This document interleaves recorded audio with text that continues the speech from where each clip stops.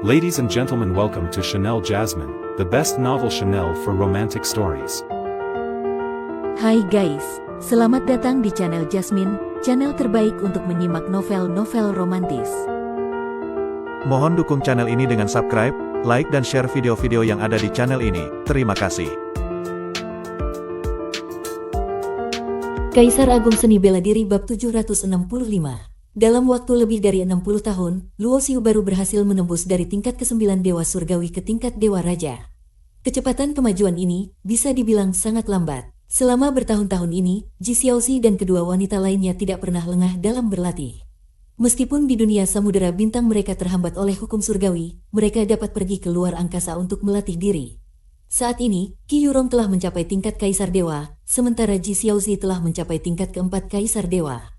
Satu-satunya yang belum mencapai tingkat Kaisar Dewa adalah Ning Hanyu. Karena dia berlatih dalam hukum kehidupan dan tingkat kultivasinya semula tidak terlalu tinggi, dia hanya mencapai tingkat setengah langkah menuju Kaisar Dewa. Namun, jika berbicara tentang siapa yang mendapatkan manfaat terbesar, itu tentu saja Ning Hanyu. Luo Xiu telah mewariskan batu keabadian padanya. Karena dia secara alami memiliki bakat yang sangat tinggi dalam memahami hukum kehidupan, dia seperti diciptakan untuk berlatih hukum ini. Kecocokannya dengan batu keabadian luar biasa, dan kemajuannya sangat mengagumkan. Hubungan sebab akibat di dunia samudera bintang telah selesai. Setelah Luo Xiu menembus tingkatannya, dia pun bersiap untuk pergi. Mungkin dalam hidupnya, dia tidak akan kembali lagi ke dunia ini. Pada saat yang sama, pusaran lubang hitam di alam semesta juga mulai menjadi tidak stabil, seolah-olah bisa menghilang kapan saja. Kemunculan lubang hitam di alam semesta tidak pernah abadi. Setelah ada untuk waktu tertentu, lubang hitam itu akan lenyap dengan sendirinya. Mungkin jutaan tahun kemudian, ia akan muncul kembali di bagian lain dari angkasa tanpa pola atau aturan yang jelas. Pergilah dengan mengendarai kapal perang emas dan menggunakan teleportasi terbalik melalui lubang hitam. Luo Xiu dan Ji Xiaozi bekerja sama untuk mengoperasikan hukum ruang, menciptakan pengaruh besar pada pusaran lubang hitam. Ketika kelompok mereka tiba di dunia Mingyang melalui teleportasi, pusaran lubang hitam itu langsung lenyap, seolah-olah tidak pernah ada sebelumnya. Awalnya, Luo Xiu mengira mereka akan menghadapi pertempuran besar segera setelah tiba, tetapi yang mengejutkannya, titik teleportasi di dunia Mingyang benar-benar kosong. Pasukan dari persekutuan dagang Feiyang, yang sebelumnya ditempatkan di sana, telah lama pergi. Jelas, setelah kehilangan begitu banyak ahli, Sekte Mingyang menyadari bahwa mereka telah memprovokasi orang yang seharusnya tidak mereka ganggu. Maka, mereka menarik semua orang, takut membawa bencana kehancuran bagi sekte mereka. Luo Xiu mengapresiasi keputusan bijak sekte Mingyang dan merasa tidak perlu lagi mencari masalah dengan mereka. Meski sebelumnya banyak orang dari dunia samudera bintang yang dijual oleh persekutuan dagang Feiyang, bagi mereka yang berasal dari dunia dewa rendah, datang ke dunia tingkat dewa agung adalah kesempatan sekali seumur hidup yang langka. Awalnya, Luo Xiu tidak berencana untuk tinggal lama di dunia Mingyang. Namun, perjalanan kosmos seringkali membosankan, sehingga Ji Xiaozi dan Ning Hanyu bersikeras untuk menghabiskan waktu bersenang-senang di sana. Secara kebetulan, perjalanan ini membawa mereka kembali ke dunia samudera bintang, tetapi 60 tahun telah berlalu. Setelah semua masalah selesai, Luo Xiu pun tidak berniat membuang waktu lebih lama lagi di tempat ini. Kapal perang emas melesat ke luar angkasa, dan setelah beberapa bulan perjalanan, Luo Xiu tiba di dunia sentian berdasarkan peta bintang.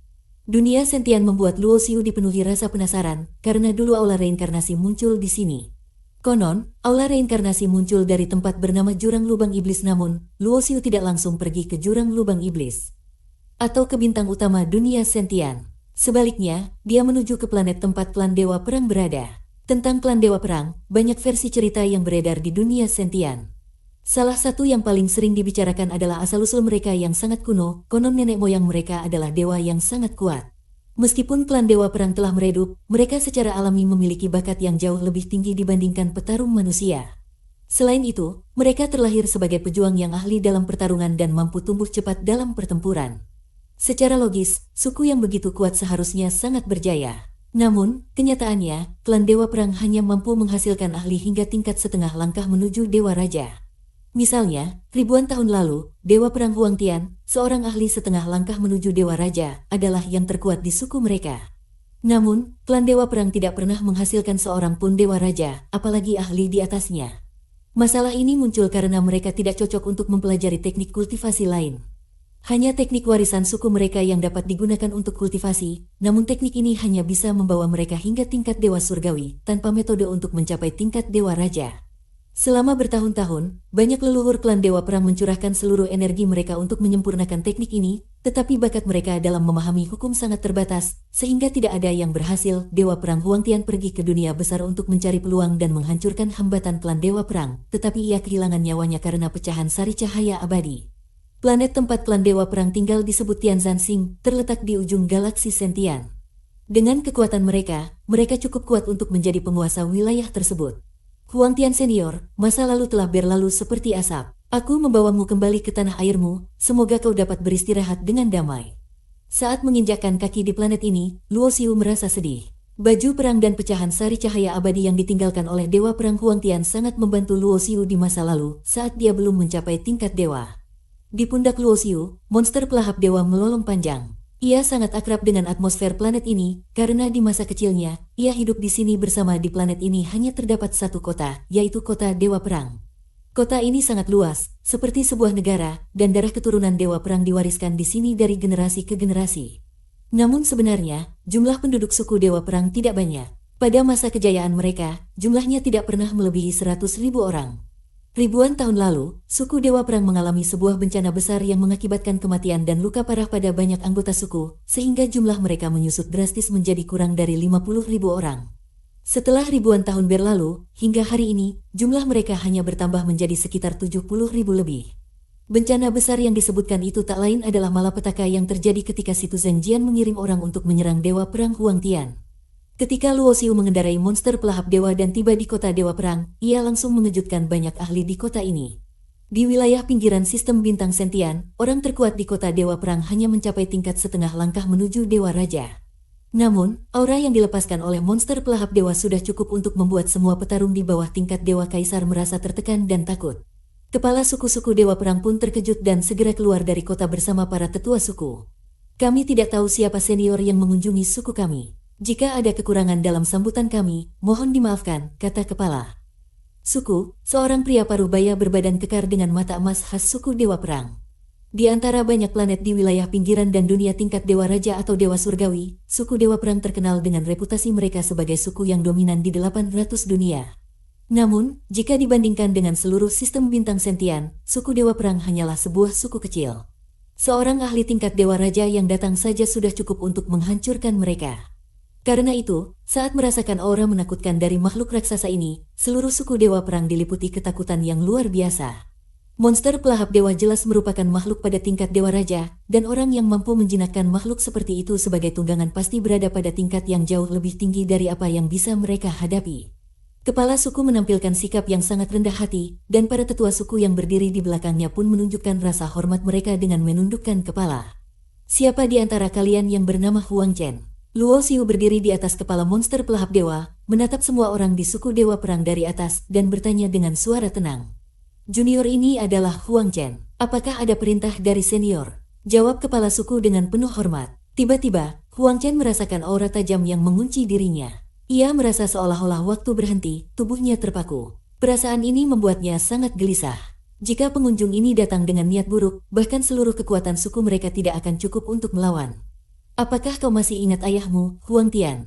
Tanya Luo Xiu dengan suara yang dalam. Ayahku, Huang Tian. Ekspresi Huang Chen berubah drastis. Bagaimana mungkin dia melupakan ayahnya? Itu adalah bagian dari ingatan yang dia kubur di dalam hatinya, memori yang tidak ingin dia ingat atau ungkapkan sepanjang hidupnya. Berlutut, Luo Xiu membentak dengan suara dingin. Tekanan luar biasa terpancar dari tubuhnya. Meskipun Luo Xiu baru saja menembus tingkat Dewa Raja, tekanannya tidak kalah dengan seorang ahli puncak tingkat Dewa Kaisar. Di bawah tekanan seperti itu, tidak hanya Huang Chen dan para tetua suku, tetapi semua orang di kota Dewa Perang pun jatuh berlutut tanpa bisa melawan. Kota Dewa Perang sangat luas, setara dengan sebuah negara, dengan populasi setidaknya puluhan juta orang. Namun, tidak ada satupun yang mampu menahan tekanan dari Luo Xiu. Semua orang berlutut, tidak berani memberontak atau menunjukkan perlawanan sedikitpun. Inilah kewibawaan seorang ahli sejati. Pada saat ini, seluruh suku Dewa Perang dipenuhi kecemasan karena mereka tidak tahu apa yang diinginkan oleh pengunjung kuat ini. Apakah mereka telah melakukan sesuatu yang salah hingga memprovokasi pihak yang tidak seharusnya mereka ganggu? Namun, pada saat itu, Luo Xiu mengangkat tangannya. Sebuah peti mati yang terbuat dari logam ilahi melayang dan perlahan mendarat di depan Huang Chen, kepala suku. Di dalam peti ini terbaring jasad ayahmu, kepala suku generasi sebelumnya dari suku Dewa Perang, Huang Tian. Suara Luo Xiu perlahan terdengar di telinga Huang Chen. Huang Chen tertegun memandangi peti mati logam ilahi di depannya. Ekspresinya menjadi sangat emosional, dan tubuhnya yang kekar gemetar. Ia tidak bisa melupakan bencana besar yang terjadi ribuan tahun lalu. Ia juga tidak tahu apakah sosok misterius ini datang sebagai musuh atau teman. Aku membawa jasad ayahmu kembali ke tanah leluhur sesuai dengan permintaannya, kata Luo Xiu dengan suara datar. Bersambung.